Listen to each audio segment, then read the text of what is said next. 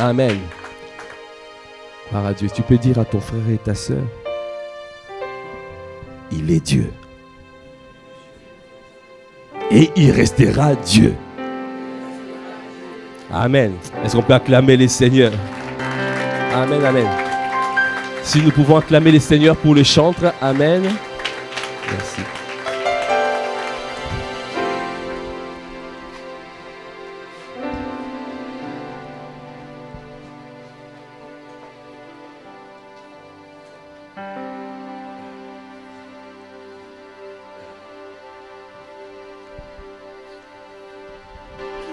Amen, amen.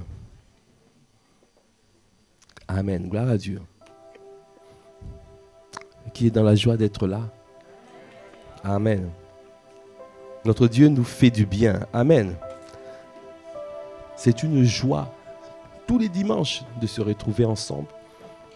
Parce que nous reconnaissons que le Seigneur nous fait du bien. Amen. Qui reconnaît que le Seigneur lui fait du bien dans cette famille spirituelle? Waouh.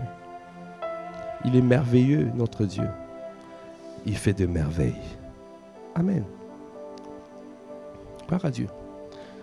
Alors, bien-aimés, aujourd'hui, nous allons continuer ce que nous avions commencé la dernière fois.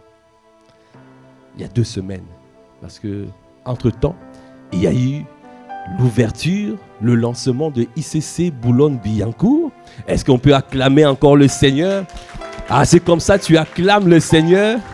Quand l'œuvre de Dieu prospère, quand l'œuvre de Dieu est en train d'avancer, alors tu dois bénir le Seigneur. Est-ce que tu peux encore acclamer véritablement le Seigneur pour ce qu'il fait? C'est lui qui fait. C'est lui qui fait. Nous ne sommes que des instruments à ses mains. C'est lui qui fait. Gloire à Dieu. Amen. Alors, aujourd'hui, nous allons continuer ce que nous avons commencé il y a 2 semaines. Et donc, il y a 2 semaines, nous avions démarré. On a fait la partie 1. Aujourd'hui, on va faire la partie 2. Alors, c'est 5 types de cœurs que tu dois rechercher pour vivre la moisson abondante. 5 types de cœurs que tu dois rechercher pour vivre la moisson abondante. Est-ce que tu peux acclamer les seigneurs? Est-ce que acclame? Apôtre Yves dit, si tu fais quelque chose pour les seigneurs, fais ça bien.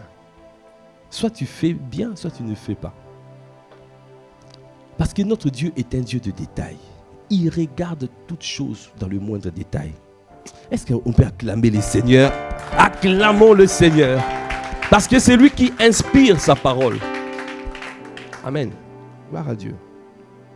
Alors, nous étions en train de voir les 5 types de cœurs que nous devons rechercher.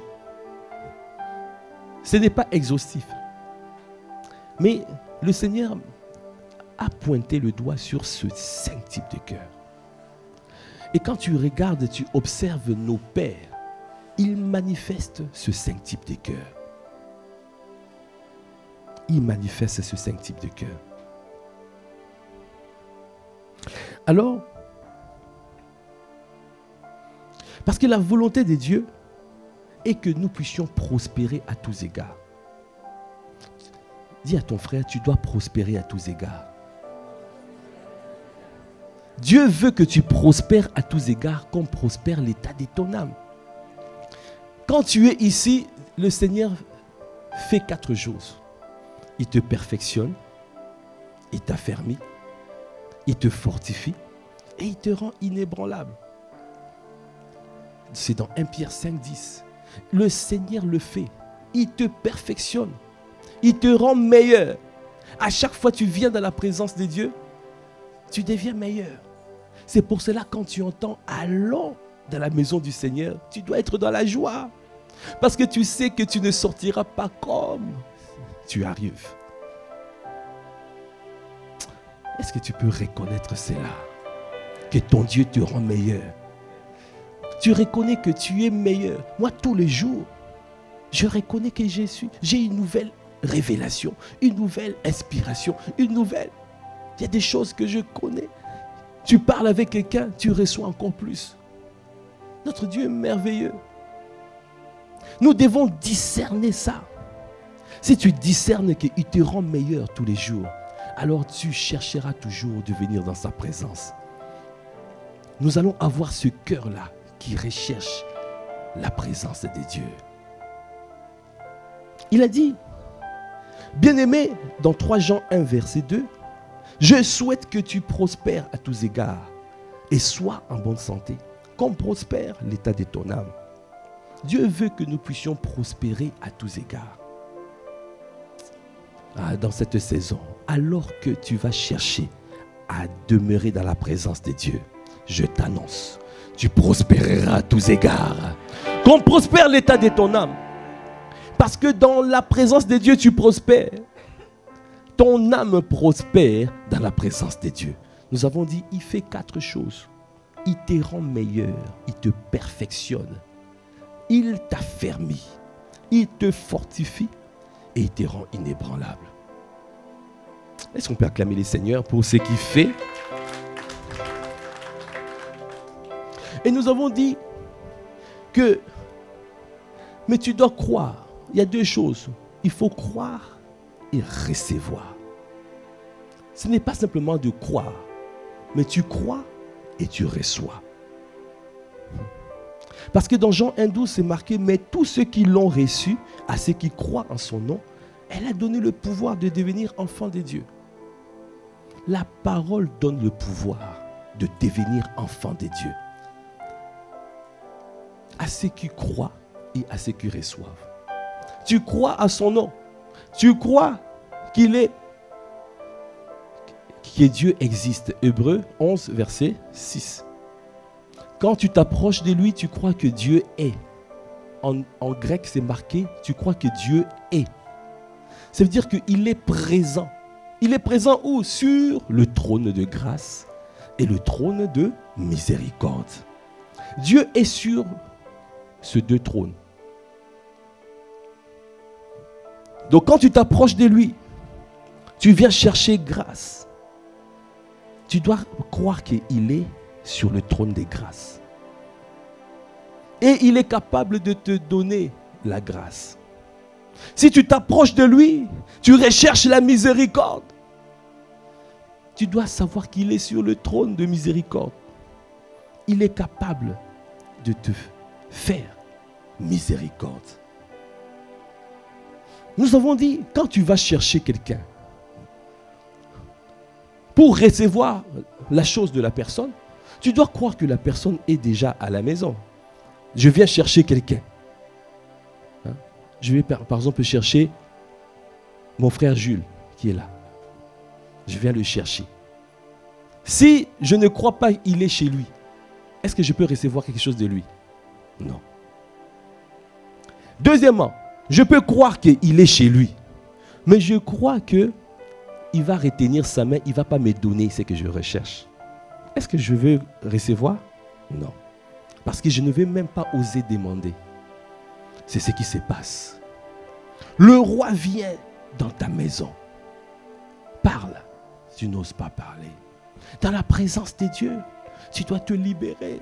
Tu es par terre, tu le cherches, tu cries à lui. Il a dit, quand le juste crie à lui, l'Éternel entend et il le délivre. Est-ce que tu cries à lui? Le cri, le type de prière qu'on appelle le cri. Bartimée a crié. C'est des types de prières puissants et efficaces. Jésus a crié à Gethsémane. Il a crié avec larmes, il a crié vers celui qui pouvait le sauver de la mort. Hébreux 5, 7. Il a crié. Si Jésus a crié, pourquoi tu ne cries pas? Quelle est cette situation ne peut pas, quelle est cette montagne ne peut pas se déplacer? Non. Toute montagne, il est celui qui déplace les montagnes. C'est simplement ta capacité à crier.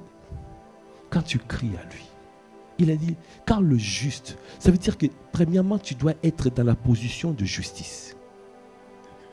C'est pour cela, c'est marqué.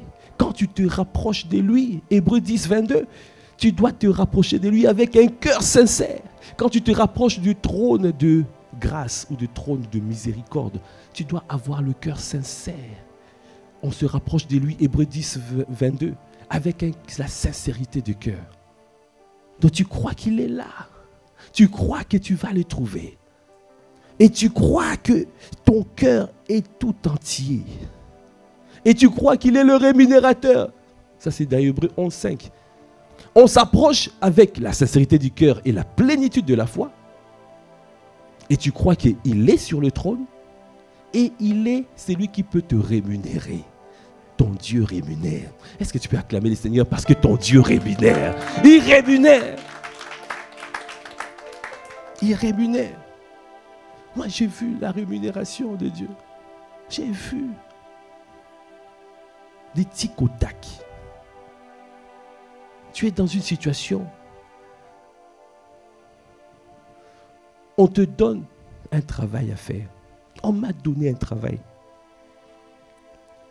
Je n'arrive pas à reproduire. Je suis ingénieur. Je travaille dans une boîte américaine. Je n'arrive pas à reproduire le problème. 2 semaines, 1 mois, 2 mois. Le client qui était sympa commence à s'impatienter. Parce que le client, on travaillait sur le système d'affichage de RR. Bon, aujourd'hui, vous voyez les RR là, le système d'affichage là. Il y a un système d'exploitation qui tourne à l'intérieur. C'est ce système-là, c'était ce travail-là que je faisais. Alors, il a commencé à s'impatienter. À un moment donné, lui aussi, il avait la pression. Donc, il a écrit un courrier que j'appelle assassin. Un email assassin. Parce qu'il t'envoie l'email, il met tous tes supérieurs en copie.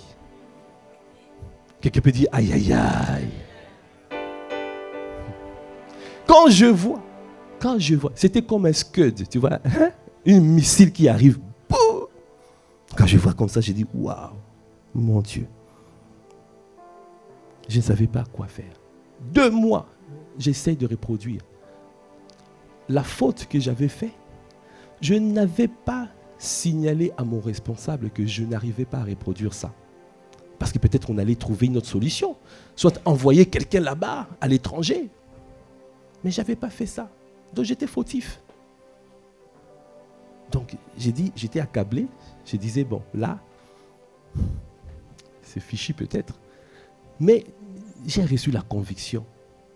Crie à l'Éternel. Alors j'ai levé mes yeux vers lui. J'ai dit, Seigneur, aide-moi. Il n'y a que toi qui peux me sortir de cette impasse.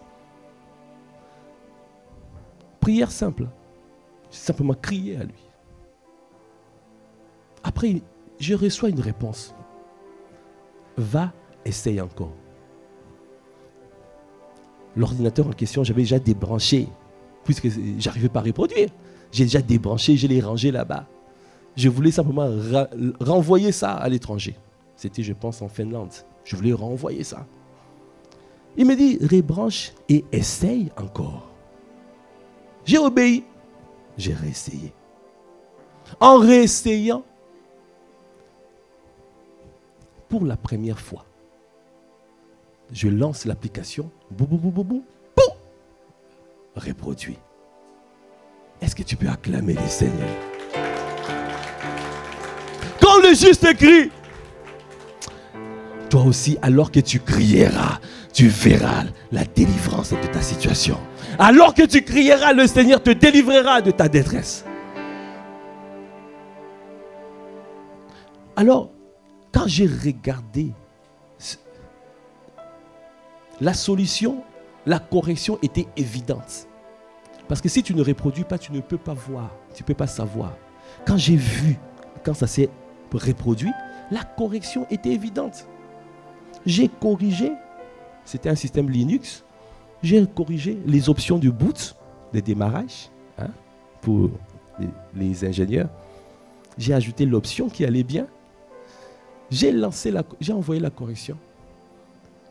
20 minutes après, il revient. Waouh, ça marche, c'est magnifique. Mais il y avait tous mes supérieurs en copie. Moi qui avais peur de recevoir l'appel de mon supérieur, j'ai reçu l'appel de mon supérieur en me disant: bravo Mordiva. Est-ce que tu peux acclamer le Seigneur? Est-ce que tu peux acclamer le Seigneur? Notre Dieu, il est merveilleux. Il fait des miracles, il fait des prodiges. Il est merveilleux. Est-ce que tu crois qu'il est là? Là, j'ai imploré le Dieu de miséricorde.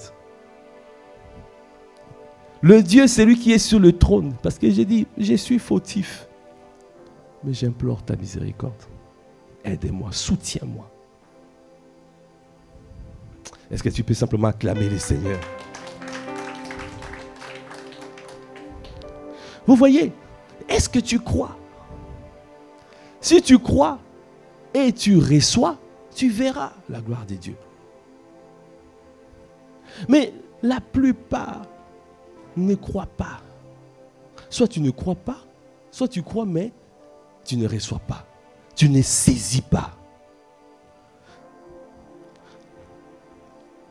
Parce que Dieu veut faire infiniment. Dans Éphésiens 3, verset 20, c'est marqué: à celui qui peut faire, par la puissance qui agit en nous, infiniment au-delà de tout ce que nous demandons ou pensons. Il peut faire infiniment. À celui qui peut faire, par la puissance qui agit en nous. Infiniment au-delà de tout ce que nous demandons et nous, ou nous pensons. Ça veut dire Dieu peut faire au-delà. Quand tu regardes en grec, c'est marqué la puissance infinie, là, c'est la méga puissance explosive. Qui veut la méga puissance explosive?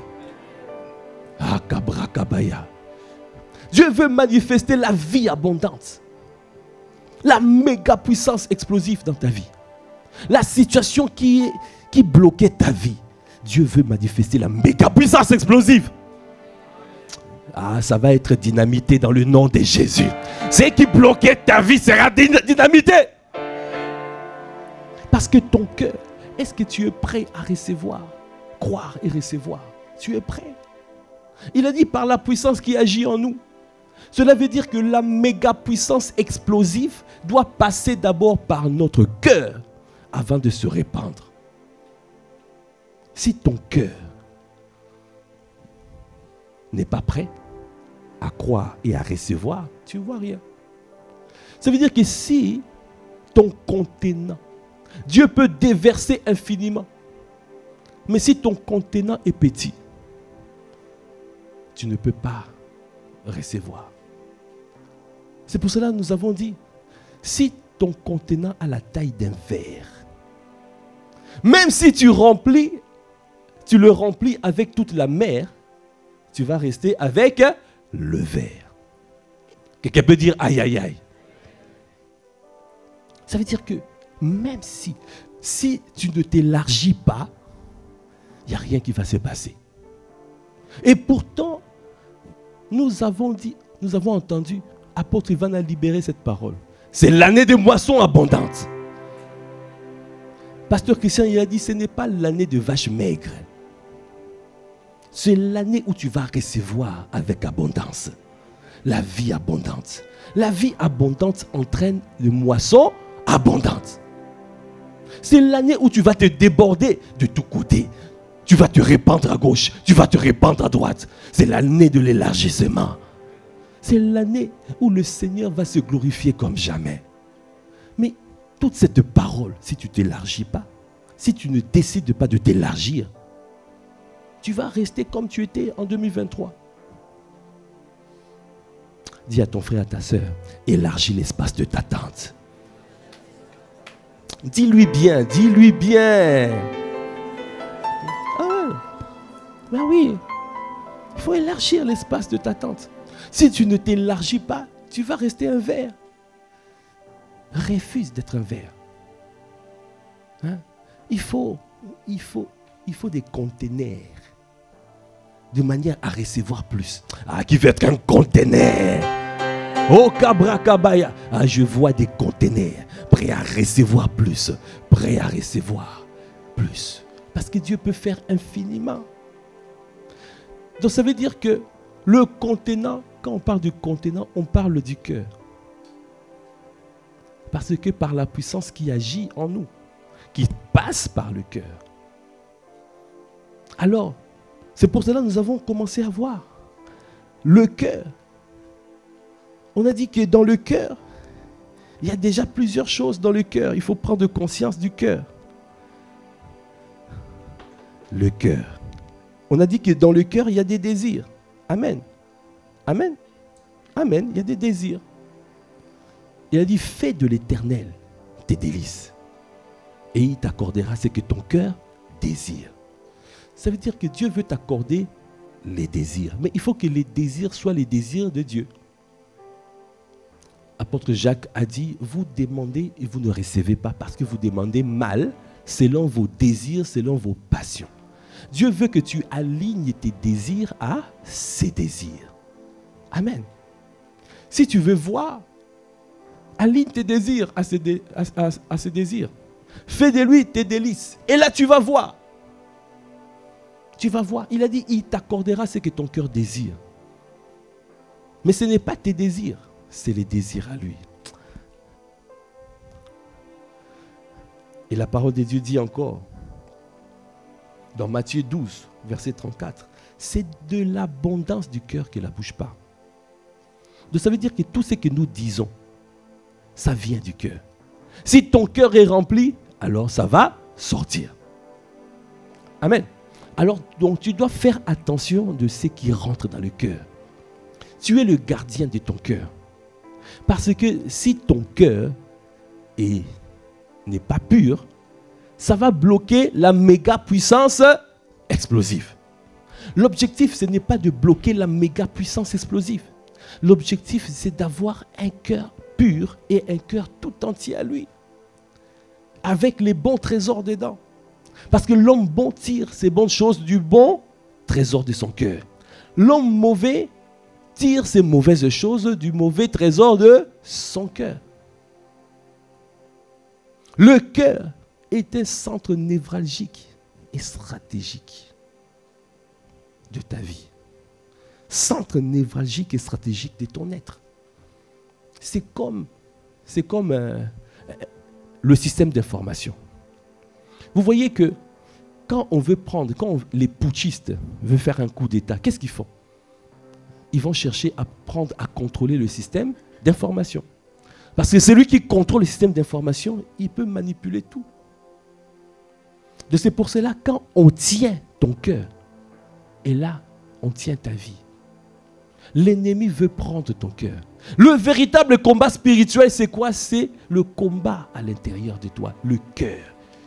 L'ennemi veut prendre ton cœur. Donc toi, tu dois résister. Et ne laisse pas rentrer dans ton cœur tout. Tu dois rechercher à voir que dans ton cœur, c'est que Dieu veut que tu puisses avoir dans ton cœur. Hébreux 4,12 dit que la parole juge les sentiments et les pensées du cœur. Dans le cœur, il y a les pensées, il y a les sentiments. Tes sentiments doivent être les sentiments de Dieu. Les pensées doivent être alignées aux pensées de Dieu. Fais attention à ce que tu penses. Fais attention aux sentiments qui s'installent dans ta vie. Dis à ton frère et à ta soeur, fais attention à ton cœur. Ne laisse pas rentrer tout dans ton cœur. Quand il y a la tristesse, il y a l'amertume, tu es responsable. C'est toi qui as laissé ton cœur. C'est toi qui as dit, bon, je laisse l'amertume rentrer. C'est toi qui décides que l'amertume rentre ou ne rentre pas. La tristesse rentre ou ne rentre pas. C'est toi, tu es le maître, le gardien de ton cœur. Tu dois veiller. La parole de Dieu dit, garde ton cœur plus que toute autre chose, car de lui viennent les sources de la vie. Tu dois garder ton cœur. Le prix d'une vie est une vie. Donc, tu dois travailler. Nous devons travailler à avoir toujours les bons trésors dans les cœurs. Alors, quels sont ces bons trésors? C'est pour cela on est en train de voir les 5 types de cœurs que tu dois rechercher. Parce que Dieu veut te donner, veut que tu puisses, veut accomplir, veut t'appeler l'homme selon mon cœur. Ah, qui veut que Dieu l'appelle l'homme selon son cœur. Comme il a fait à David, l'homme selon mon cœur. Ça sera ton partage dans les noms de Jésus. Alors, le premier type de cœur, on a parlé du cœur de véritable adorateur. Est-ce qu'on peut acclamer les seigneurs? Nous avons dit dans Jacques 4, verset 22, certaines versions c'est 23, mais l'heure vient et elle est déjà venue où les vrais adorateurs adoreront le Père en esprit et en vérité, car ce sont là les adorateurs que le Père demande. Tu vois? Quand tu as ce cœur tout entier, quand tu es un véritable adorateur, ça veut dire que quand tu te livres à lui, adorer Dieu, c'est se soumettre. Adorer Dieu, c'est cette attitude du cœur que tu as. Tu dis, je me soumets à toi et je te laisse. Adorer ne veut pas dire chanter. Adorer, ça veut dire se livrer. Tu peux chanter sans l'adorer. C'est pour cela, souvent vous entendez apôtre Ivan dire aux chantres, arrêtez de chanter, adorez. Parce que tu peux chanter sans adorer. Quand tu fais, quand tu agis, tu dois agir avec le cœur qui se soumet. Quand tu sers, tu te soumets. La première fois, ce mot adoration est sorti, c'est dans Genèse. C'est Abraham qui est parti adorer. Ça veut dire qu'il est parti se livrer. Il est parti se soumettre. Il est parti s'humilier. C'est ce cœur de véritable adorateur. L'heure vient où les vrais adorateurs adoreront le Père en esprit et en vérité.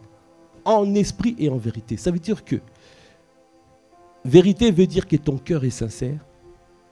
En esprit, ça veut dire que tu es conduit par le Saint-Esprit. Ça veut dire que c'est le Seigneur qui te dit quoi faire. Tu fais la volonté de Dieu. David a cru adorer. Il a même dansé. C'était quand il ramenait l'arche. Et vous connaissez, Uza a fait quoi? A essayé de prendre l'arche pour que l'arche ne tombe pas. Et il a été foudroyé. Et il est mort. David n'a pas compris. Il transporte l'arche dans un char. Il ramène l'arche. Il était dans la joie. Il célébrait, il dansait. On pouvait dire qu'il était en train d'adorer. Mais pourquoi Dieu n'a pas pris plaisir à ça? David a eu peur. Il a demandé à ce que l'arche soit amenée ailleurs. Obédédom a repris l'arche. Il l'a ramenée où? Dans sa maison. En moins de 3 mois, Obédédom a commencé à prospérer et à devenir. Il commençait à devenir puissant.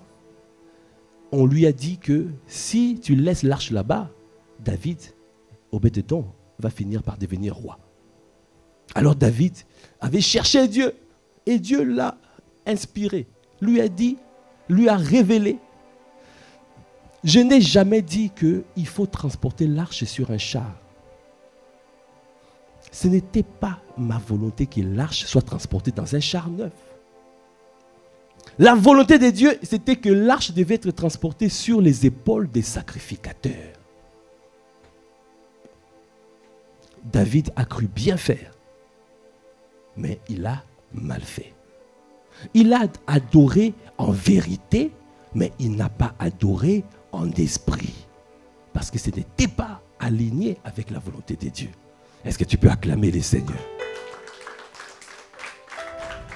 Donc ça veut dire que tout ce que nous faisons, nous devons le faire avec le cœur d'adorateur. Tous les services que nous faisons, ça doit être inspiré de lui. C'est pour cela que quand je viens toujours, je dis, Seigneur, qu'est-ce que tu veux dire? Ce n'est pas moi. Quand je viens conduire, par exemple, l'offrande du matin, c'est lui qui fait. Parce que tout ce que je dis, je ne le savais pas avant. Je me laisse. Je dis ce que tu as à dire. Conduis. Tu commences le temps, tu ne sais même pas quoi dire.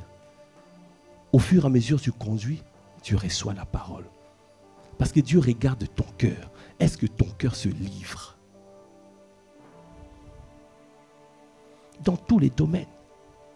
Bien-aimé, si tu comprends cette clé, que Dieu recherche les hommes et les femmes qui ont le cœur d'adorateur, alors le Seigneur te soutiendra toujours. Il sera toujours à tes côtés. Il te soutiendra. Parce que Dieu recherche les cœurs. Il a dit, il recherche les hommes et les femmes qui adorent le Père en esprit et en vérité. Est-ce que tu peux acclamer les Seigneurs?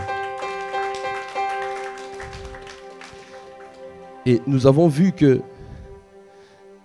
dans 1 Samuel 16,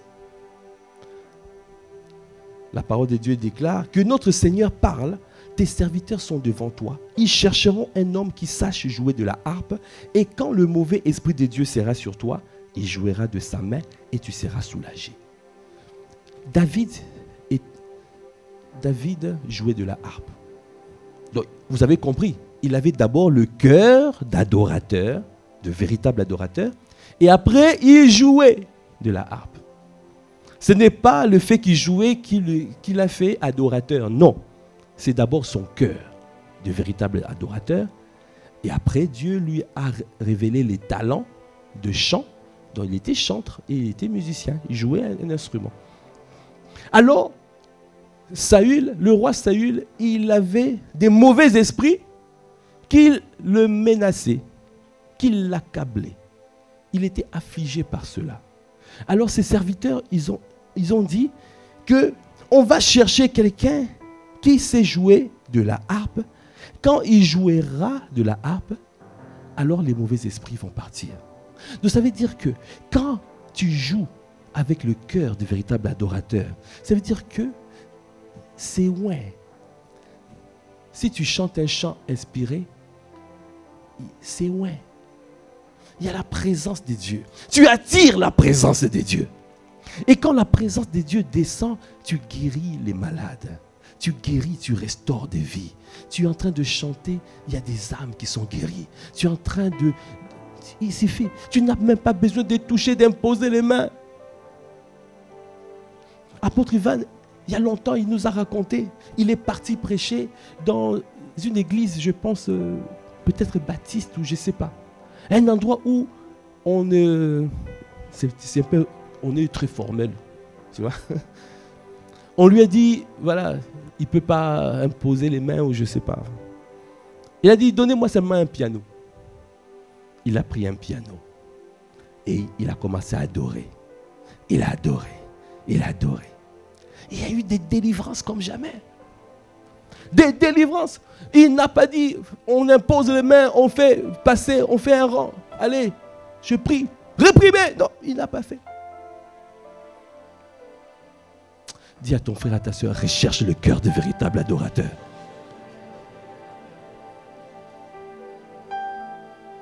T'as pas... Quand Dieu fait, les choses sont simples. Dieu recherche ton cœur. Il veut ton cœur. Il a dit, ma capacité, c'est moi. Notre capacité nous vient de lui. C'est lui qui nous donne la capacité. Toi, tu dois simplement rechercher, tu dis, je vais aligner ma volonté, être soumis à ta volonté. Que ma volonté soit soumise à ta volonté. Je décide de faire. Quand tu me dis va à gauche, je vais à gauche. Quand tu me dis va à droite, je vais à droite. Je suis là. Garde à vous. Je veux faire. Je suis un esclave. Je reconnais que je suis un incapable notoire. Je reconnais que sans toi, je ne suis rien. Je reconnais. Viens faire. Viens accomplir à travers moi. Fais ce que tu as envie de faire. Fais ton ministère. Accomplis une œuvre grande, une œuvre merveilleuse, une œuvre profonde. Je te laisse faire. Quand tu agis comme ça, Dieu voit un cœur de quelqu'un qui est humble, de quelqu'un qui est à utiliser. Et Dieu va t'utiliser. Est-ce que tu peux simplement acclamer les Seigneurs?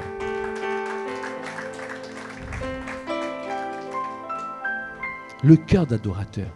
Recherche ce cœur. C'était le premier type de cœur. Après, le deuxième type de cœur qu'on avait commencé à voir, on avait dit, Dieu veut que tu recherches le cœur de berger. Est-ce que tu peux acclamer les seigneurs? Amen, amen. Amen. Le cœur de berger. Parce que nous avons dit que notre Dieu est un bon berger. Jésus-Christ est un bon berger. Les enfants de Dieu sont de Dieu. Les enfants de chiens sont des... Les enfants de chats sont des... Alors pourquoi tu as peur de dire les enfants de Dieu sont des dieux? Voilà. Les enfants de Dieu sont des dieux. Les enfants de bons bergers sont des bébés. Nous sommes des bons bergers. Alors, le bon berger, David avait le cœur, avait été le bon berger. Dans 1 Samuel 17, 20, c'est marqué, David avait ce cœur. Il faisait paître les brebis de son père. David se leva de bon matin, il laissa les brebis à un gardien, prit sa charge et partit comme Isaïe et lui avait ordonné. Ça veut dire que quand tu es un bon berger, tu ne vas pas laisser les âmes comme ça. Tu ne vas pas abandonner les âmes, même si on t'envoie. Tu dois toujours avoir un œil sur les âmes. Tu dois être, on a dit, il faut que tu sois fidèle.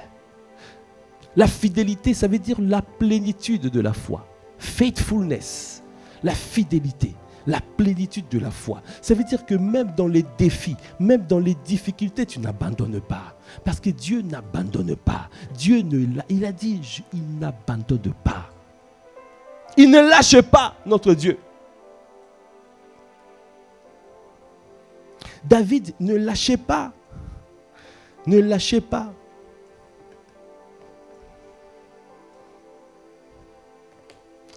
Si je peux lire dans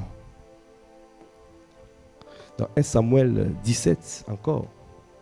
Vous voyez, on décortique la vie de David parce que Dieu l'a appelé l'homme selon mon cœur. Est-ce que tu peux acclamer les seigneurs? Est-ce que tu peux acclamer véritablement? Alors que tu acclames, le Seigneur est en train de télécharger ce cœur, le cœur de véritable adorateur, le cœur du bon berger. Alors, dans 1 Samuel 17, on va lire 1 Samuel 17, verset 35. La parole de Dieu dit, ton serviteur, on peut lire un peu avant, ton serviteur faisait paître des brebis de son père.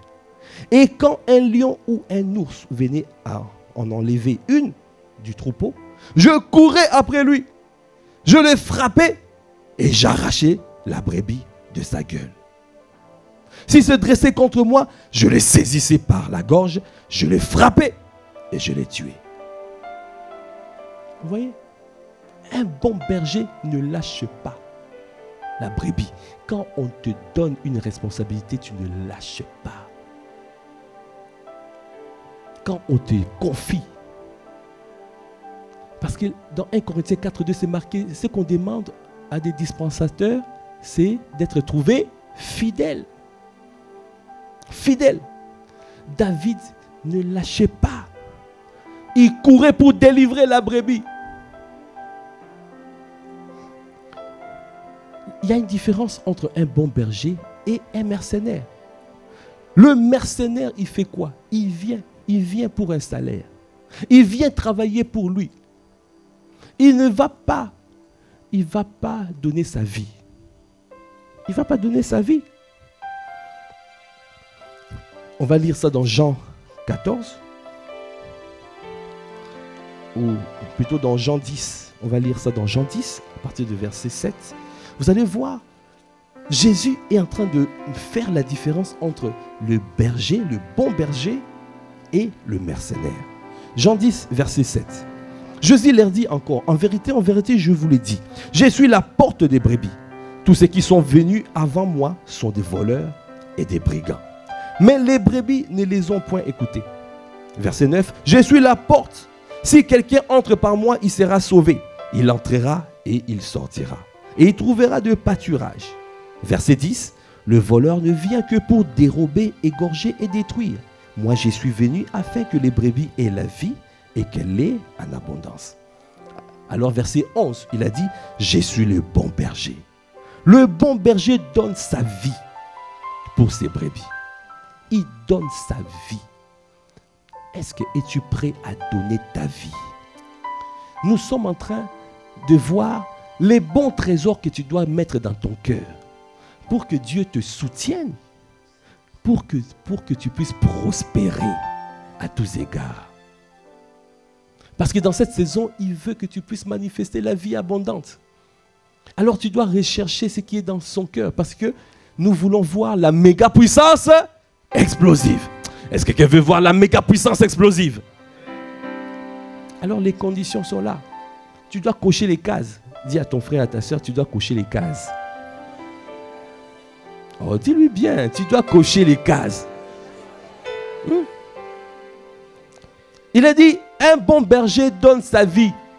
Es-tu prêt à donner ta vie pour ton frère, pour ta soeur? On t'a confié quelqu'un. Es-tu prêt? Ou tu vas regarder à ta vie? Tu es là juste pour un salaire. Quand il faut payer le prix, et là, tu commences à dire non. Ça, c'est pas... Non. Tu te désolidarises. Quelqu'un peut dire aïe. Il a dit, je suis le bon berger. Le bon berger donne sa vie pour ses brebis. Mais le mercenaire, qui n'est pas le berger, et à qui n'appartiennent pas les brebis, voit venir le loup, abandonne les brebis, et prend la fuite. Et le loup les ravit et les disperse. Le mercenaire s'enfuit parce qu'il est mercenaire et qui ne se met point en peine de brebis. On t'a donné des âmes. Tu ne sais même pas où sont ces âmes. Toi, tu regardes à ta vie.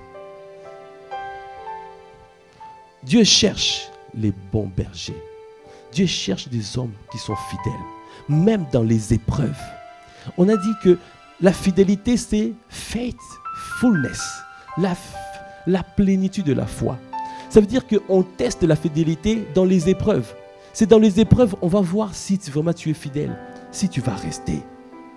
Dès qu'il y a une épreuve qui arrive, on cherche les personnes, on ne trouve personne. Quelqu'un peut dire aïe. Dis à ton frère, tu dois être un bon berger.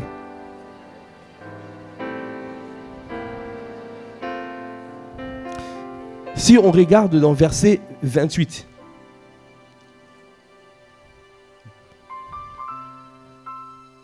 on peut lire à verset 25. Jésus leur répondit, je vous l'ai dit et vous ne croyez pas. Les œuvres que je fais au nom de mon Père rendent témoignage de moi. Mais vous ne croyez pas parce que vous n'êtes pas de mes brebis. Mes brebis entendent ma voix. Je les connais et elles me suivent. Je leur donne la vie éternelle. Et elles ne périront jamais. Et personne ne les ravira de ma main. Voyez? Je leur donne la vie éternelle. C'est une qualité de vie. Ça veut dire un bon berger nourrit. Tu veilles à la nourriture de ta brebis. Je suis persuadé que chacun d'entre nous ici est responsable d'au moins une personne. Ça peut être ton enfant, ça peut être tes collègues de travail où tu es responsable. Ça peut être dans le ministère là où tu es. Il y a des personnes dans ton ministère, dans ton département. Je suis persuadé que tu es responsable. Même si tu es un enfant, je suis sûr que ton père t'a déjà confié quelque chose. Tu ne fais pas comme Saül, qui a perdu les ânesses de son père, Kis. Tu vois? Alors que David cherchait à garder les ânesses. Après, on leur a envoyé, allez chercher les ânesses. Il cherchait les ânesses. Après, il a dit, bon, on ne retrouve plus les ânesses. Il rentre à la maison.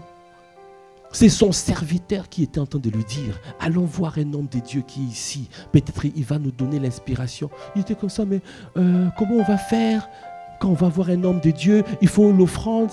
Donc ça veut dire qu'il n'avait même pas d'offrande à donner à l'homme de Dieu. C'est son serviteur qui lui a donné l'offrande à aller donner à l'homme de Dieu. Quelqu'un me dit, aïe, Saül. Ne sois pas comme Saül. Sois David, un bon berger. Alors, il a dit, mes brebis entendent ma voix, je les connais et elles me suivent. Je leur donne la vie éternelle et elles ne périront jamais et personne ne les ravira de ma main. Ça veut dire je tiens ferme. Personne ne peut les ravir de ma main. Après, il a ajouté, mon Père qui me les a donnés est plus grand que tous et personne ne peut les ravir de la main de mon Père. Ça veut dire que Dieu aussi qui a donné la brebis à Jésus, Dieu aussi tient. Jésus tient, mais Dieu aussi tient. C'est une chaîne. Quand tu as discerné que Jésus n'a pas lâché, c'est Jésus qui nous a donné ces brebis, les brebis. Moi, par exemple, vous, c'est Jésus qui vous a envoyé ici. Alors, je tiens. Parce que je sais que Jésus tient. Et Jésus aussi sait que Dieu tient. C'est une chaîne. Cette chaîne-là ne peut pas se rompre si je suis conscient et je me mets en mouvement. Si tu ne te mets pas en mouvement, il n'y a rien qui se passe. Mais si tu décides de te mettre en mouvement, il y a la force qui vient du Père vers Jésus et vers toi, qui te donne la capacité de te battre, de ne pas abandonner, de ne pas négliger ce qu'on t'a donné. La parole de Dieu dit, maudit soit celui qui fait l'œuvre de Dieu avec négligence. Ça ne sera pas ton partage dans le nom de Jésus.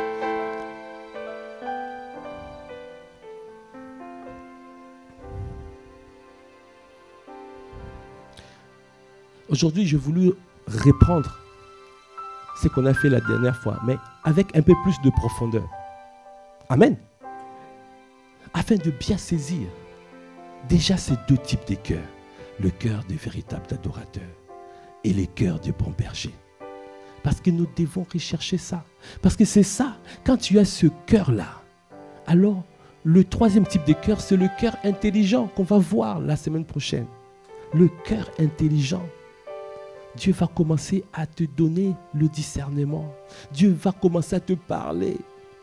Dieu va commencer à te donner des révélations. Mais Dieu veut voir d'abord, est-ce que tu es fidèle? Dieu veut voir, est-ce que tu as son cœur, le cœur d'adorateur? Alors il peut te donner la révélation. Alors il peut te donner le discernement. Amen. Est-ce qu'on peut acclamer les seigneurs?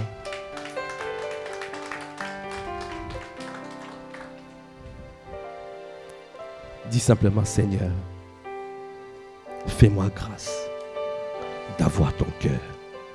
Je désire ardemment ton cœur d'adorateur, ton cœur de véritable adorateur et ton cœur de bon berger. Parce que je veux faire ta volonté, parce que je désire accomplir tout ce que tu as prévu pour moi sur la terre. Merci Père, j'y arriverai par sa grâce, par ta grâce. Parce que je reconnais ma capacité me vient de toi. À toi qui fais toutes choses à merveille. Dans le nom de Jésus, j'ai ainsi prié. Amen. Est-ce que tu peux acclamer les seigneurs?